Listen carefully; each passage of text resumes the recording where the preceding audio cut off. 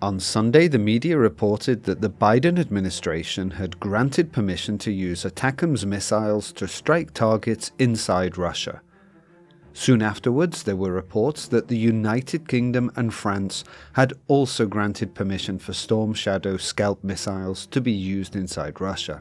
No official information was provided on Monday, and some even distanced themselves from the weekend's revelations.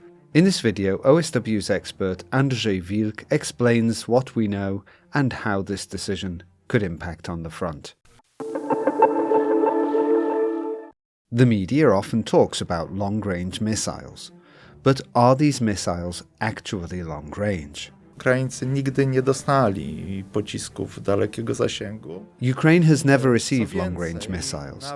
They haven't even really received the shortest-range missiles. In accepted terminology, this short range is from 300 to 1,000 kilometers.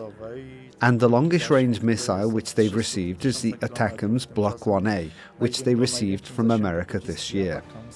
These can go 300 kilometers, the limit for short range. According to American terminology, they are tactical missiles. The first information we heard was that America had agreed to the use of these missiles to strike targets inside the Russian Federation.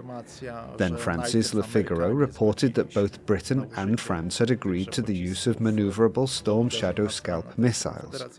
Barely a dozen hours passed before this information was corrected. The American media provided more detail. They confirmed that there was consent from Washington, from the Biden administration, but it only covered the Kursk Oblast and was in principle treated as a signal for the communist leadership of Korea that they should end their military support and cooperation with Russia, end their participation in the aggression against Ukraine. But it's a very strange situation. There's some informational chaos concerning the use of the Storm Shadow Scalp missiles. These are the same weapons, by the way, the same maneuverable missile. It just has different names. One is used by the French army and the other by the British army. His Majesty's government completely questioned the information, as if there had never been permission. But Le Figaro, the main cause of the confusion, published a correction stating that it hadn't concerned permission in itself, but only that talks were underway on the subject of permission. But in truth, at least if we're talking about using the ATACMS, permission was granted months ago. Maybe not officially, but in a mealy-mouthed way, the Americans granted permission to use these weapons in response to the Russian strikes on Kharkiv. And there was probably already an attack using ATACMS missiles in the spring. The missiles have already been used in the Kursk Oblast. Bridges over the River Seine were destroyed with them, and Ukraine hampered logistics. They cut off a part of a Russian grouping from the rear in the Glushkovsky district of that oblast, and Ukrainian troops moved in. So what do we know? It's hard to say we're dealing with something new in qualitative terms. That still hasn't come. We need to accept that there was a stance in the West that something needed to be done after the rocket attack. Remember, it was 2 days after Chancellor Scholz's famous telephone conversation with Vladimir Putin, which had some negative and some positive comments. 2 days later, Russia launched a large-scale attack against Ukraine, so the West needed to react somehow. But if permission was granted, would this change the situation at the front? Tu mamy właśnie z jednej strony te kwestie. On the one hand, these are purely political issues. In Ukraine, they are part of information policy, mainly for domestic consumption.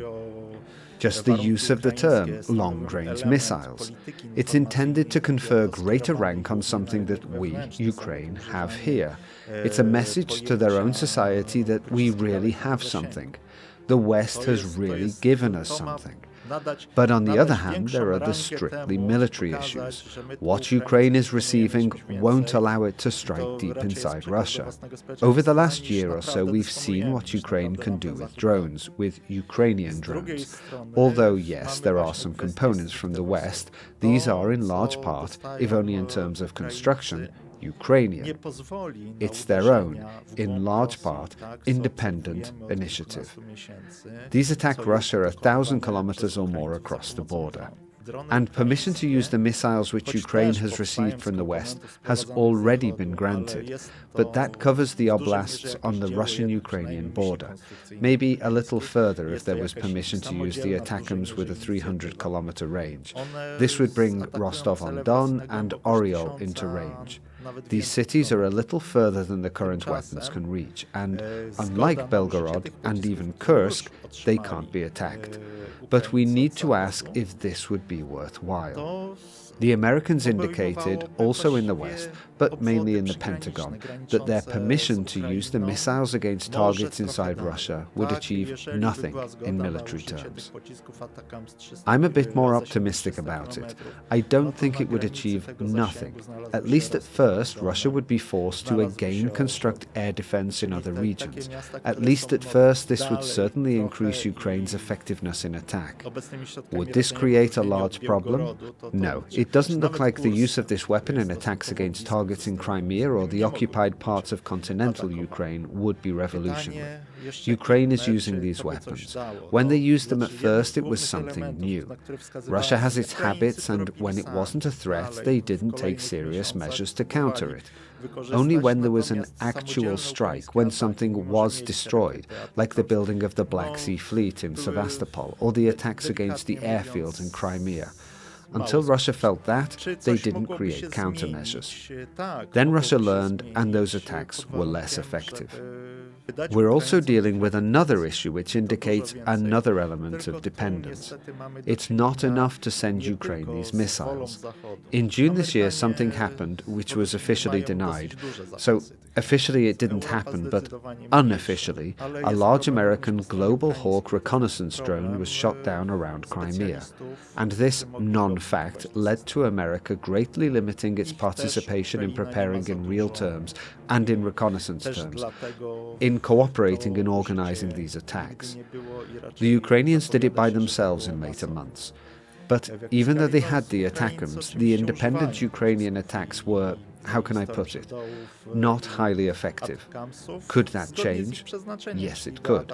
But only if Ukraine receives many more of these missiles. But unfortunately in this, we're not only dealing with the will of the West. The Americans have quite large supplies of these missiles. Europe has much fewer. But there's also the problem on the Ukrainian side, meaning the lack of specialists who can use the systems. Ukraine doesn't have many, partly because they were never used, and it doesn't look like they will be on a large scale. Ukraine is obviously using the Storm Shadows and ATACMS how they were designed, meaning to strike the rear directly, to strike command centers and munition depots, fuel depots, and they've achieved some success. But we need to remember that Ukraine is launching at most a few of these attacks a month, and not all of them are successful. And Russia is launching a few of these attacks every day, and some of them are successful. This tells us something. More or less, why is the situation at the front like this? And also, what else can the West provide Ukraine with? Of course, it could give them slightly longer range missiles, for example the maneuverable missiles that the UK and France use, which have a range of 500 kilometers or more. We don't know if they will. It's a bit more likely, and it's being considered, especially because Ukraine has received F-16 fighters, that Ukraine could receive the JASSM missiles, which have a range of 370 kilometers. Yes, it's only 70 kilometers more than the ATACMS, but this 70 kilometers makes a big difference with the right sortie. Assuming the Russians don't shoot down the F-16s, then they extend Ukraine's range of attack to include Smolensk, Krasnodar and Novorossiysk, which is currently the only relatively safe Russian base for the Black Sea Fleet. This would bring Ukraine a lot more, but it still wouldn't be a revolution. For that to happen, if we stick with the JASSMs as a means of conveyance for Ukraine, then there's the version with extended range of around 1,000 kilometers. And that would bring into range St. Petersburg, Kazan and Moscow, the whole oblast. Kazań, a Moskwa to w 100% całym obwodem. Thank you for watching. If you enjoyed it, why not click on the video on screen now? And don't forget to subscribe.